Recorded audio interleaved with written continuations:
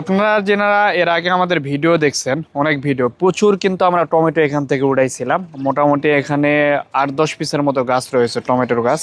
তো আমি ভাবছিলাম হয়তো বা 3টা ফলন দিয়ে টমেটোর গাছগুলো মারা যাবে, কিন্তু না, দেখেন টমেটোর গাছে নতুন করে আবার খুশি বাইর হয়েছে, এগুলো বাইর হয়ে আবার সে ফুল দিচ্ছে একই মাটিতে। আমরা কিন্তু শুরুতে যে মাটিটা প্রস্তুত করছিলাম আমাদের সিরাজ থেকে রেডিমিক্স মাটি, তার সাথে আপনার হচ্ছে পরবর্তীতে আমরা কিছু জৈব সার আরো মিক্সার করেছিলাম, যেমন আপনার কিচেন ওয়েস্ট যেটা রয়েছে এটা, প্লাস আরো কিছু ভার্মি কম্পোস্ট হালকা পাতলা একটু দিয়েছিলাম। আর আমাদের রেডিমিক্স মাটির সাথে কিন্তু পর্যাপ্ত পরিমাণ কোকোডাস্ট থাকে, যার কারণে কোকোডাস্ট আলাদাভাবে নিতে হয় না। যদি আপনারা মাটি তৈরি করেন, দোআঁশ মাটির সাথে প্রায় 25 থেকে 50% পর্যন্ত আপনারা কোকোপিট দিবেন, তাহলে মাটি অনেকটাই নরম থাকবে, খুবই একদম নরম থাকবে। আমি যদি আপনাদের দেখাই, যে এরকম নরম চলে আসবে মাটি, এতে করে শিকড়ের গ্রোথ ভালো হয়। ছাদ বাগানের পণ্য অর্ডার করতে আমাদের ওয়েবসাইট ভিজিট করুন। তো এই টমেটো গাছগুলো 3বারের উপরে ফলন দেওয়ার পরে আবার নতুনকে ফুল আসতেছে, যেটা রমজান মাসে আমরা এই টমেটো গুলো পাবো। আমরা এই টমেটো গুলো আমরা পরবর্তীতে হারভেস্ট করতে পারবো। আবার এখনো পর্যাপ্ত পরিমাণ টমেটো রয়েছে, যদি আপনাদের একটু দেখাই,